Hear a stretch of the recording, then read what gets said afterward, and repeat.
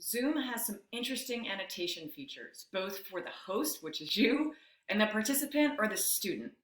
So I want you to think about these. If someone's on a Chromebook and joining you, annotation for them, which means to write on the screen using their mouse or their keyboard, is limited. But as a host, there's a lot you can do, including a laser pointer and drawing or annotating over video, images, and an interactive whiteboard. This is Christina Treccia, and in this short video, we're going to look at how to annotate as the host and how to show your participants how to annotate. Remember, there are limitations on Chromebooks, but the host can do so much. Let's get started. I'm going to toggle myself to the corner like I like to, and you're seeing a lot on my desktop because that's what's going to work for what I'm going to show you about annotation. Let's start with the host menu on Zoom. Follow my arrow down. My mouse has a yellow circle around it. I'm going to go to share screen. This is all the annotation stuff here in share screen. Again, annotation is when you draw or write on the screen using your mouth or keyboard or a stylus, or your participants do. It's a great way to engage large groups, small groups, but sometimes, especially if participants have a Chromebook, it doesn't work, still works for you as the host. I click on share screen and I've pulled up some things before I got you here. I started the Zoom meeting and then I pulled up some things and made sure they were going to show up in ways I want them to. So there are other videos on how to do that with basics of screen sharing that I encourage you to check out. I'm going to show you something, and I've made this picture a screen grab or a screenshot of what it looks like when you share your screen as a host to the participant. So every time you share your screen, this is what your participants see. You are viewing, and then insert your name and your screen. And next to it is view options. They have to click this little caret to get this menu. You can change the size of it so that every time you're sharing your screen, the participants can choose how big they want to see Zoom on their computer. They can annotate, and then that pulls up this whole menu. They can do text, they can draw, they can stamp, they can add arrows, like point at a time and then it disappears with their name on it. They can erase, they can change the color, they can undo, they can clear their own, and they can save what is happening. So it can be a photograph, it could be an interactive whiteboard, it could be a lot of different things, but they can actually annotate. I show this image when I do meetings and I want people to annotate. So I will actually share the screen, call their attention to this green box and say, please look at the top of your screen. It says you're viewing my screen. Click on view options, go down to annotate, click stamp, start stamping on it so that I know you're able to stamp. As the host, I can actually follow my pause, rewind, follow my mouse. I can show names of annotators. So if I enable that, that means anything a student does, if they scribble, if they write in text, if they do anything, I can see who it is. I can also disable them from doing it. So if I don't have this disabled, if I have it enabled and students know, or participants know, they can start drawing on any screen that I'm sharing. So I'm going to click back to get out of that. And this is something that I'm sharing with you. It looks like Zoom, but it's actually an image I took. So I'm going to stop sharing that, follow my mouse. You can also pause share, but I'm stopping because I'm going to do a new share of a different image. See this green frame? We cover that in another video on the basics of screen sharing. I'm going to go to share screen. I'm going to show you an image. Where's the image, right?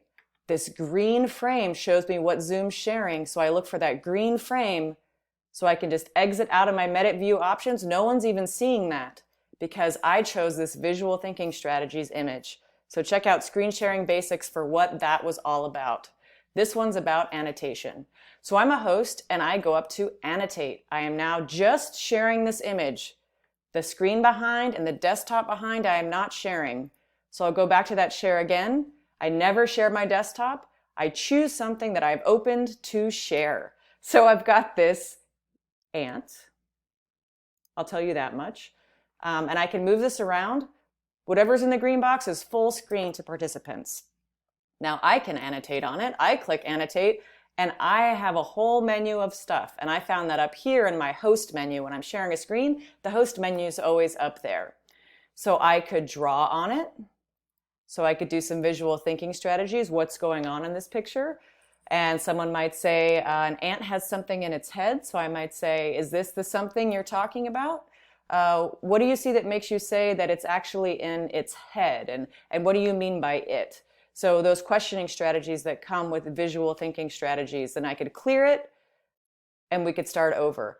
If I don't want to have something permanent on there, I could use the spotlight. So I could use like a laser pointer, and they're not seeing that crosshatch, they're just seeing that red laser pointer, which is a spotlight, or I can choose an arrow and I can click it, and as soon as I click somewhere else, it disappears. Students also have this option for an arrow, so they could ask you a question, they could point to something and their name's on it, so you would know who had the question.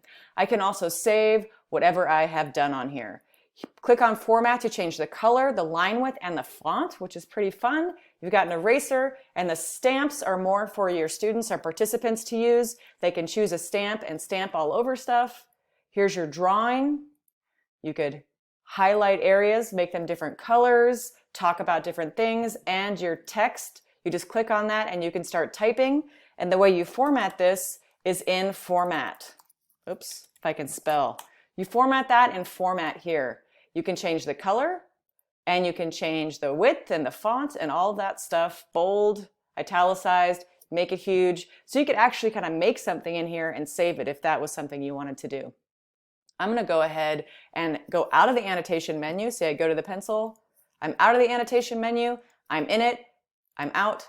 And I'm going to stop share, go to another share, and show you that you can actually, whenever you share video, and there's a video in this series about it, you need to click share computer sound and optimize screen share for video clip. If you are doing computer sound in the video, you'll have to do that.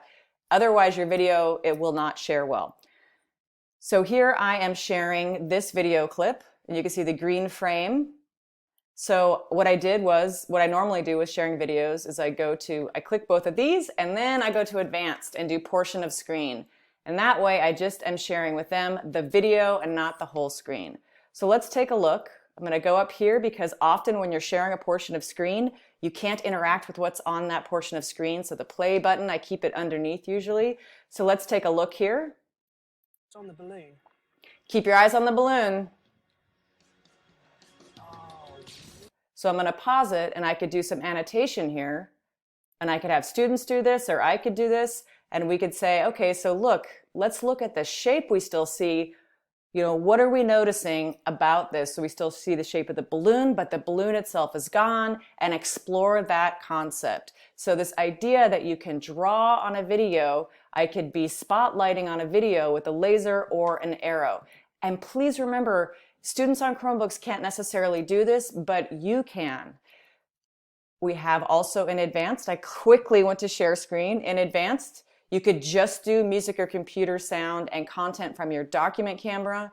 And I just want to share also, this is the interactive whiteboard. There's a whole session on it, and it's got tons of annotation that you could do collaboratively. If your students can't engage, you could still use the whiteboard and do something on the whiteboard that's interactive with them, in that you're using it maybe like an actual whiteboard and working out problems or drawing and sharing information on it. I'm going to stop share. That was a lot and it was really quick, but there's a lot to annotation. I know there are limitations with Chromebooks, and maybe one day they'll figure that out, but annotating as a host is really great and more interactive than just sitting here and talking or just sharing images and videos and not even interacting with them yourself.